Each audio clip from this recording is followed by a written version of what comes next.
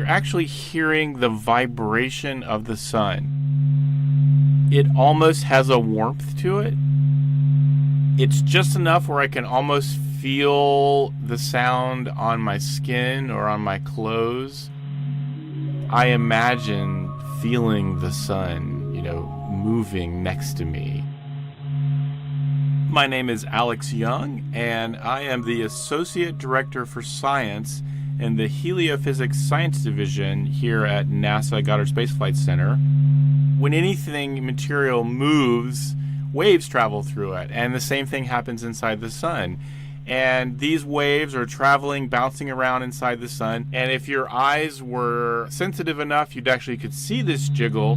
But what scientists have done is they've taken that jiggle and turned it into sound, into a sound that we can hear with our own ears. The sun is vibrating at lots of different frequencies. And one of the things that's pretty cool about that is we can use those vibrations in the sun to look inside the sun. We don't have straightforward ways to look inside the sun. We don't have a microscope to zoom inside the sun. So using a star or the sun's natural vibrations allows us to see inside of it. And we can see huge rivers of solar material flowing around. We are finally starting to understand the layers of the sun and the complexity. It's really cool because all of this complex motions inside the sun are in fact what generates magnetic fields inside the sun. And those magnetic fields float up to the surface and give us sunspots. And those sunspots give us solar flares and coronal mass ejections, this whole thing we call space weather. So all of these things are connected. And that simple sound is giving us a probe inside of a star. I think that's a pretty cool thing.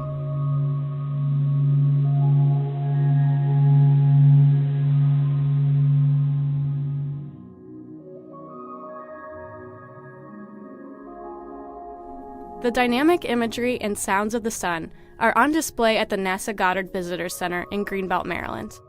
Solarium is an immersive art installation that transports visitors into the heart of our solar system.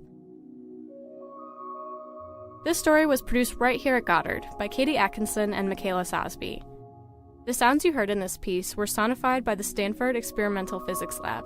The data comes from the Solar and Heliospheric Observatory, a collaboration between the European Space Agency and NASA.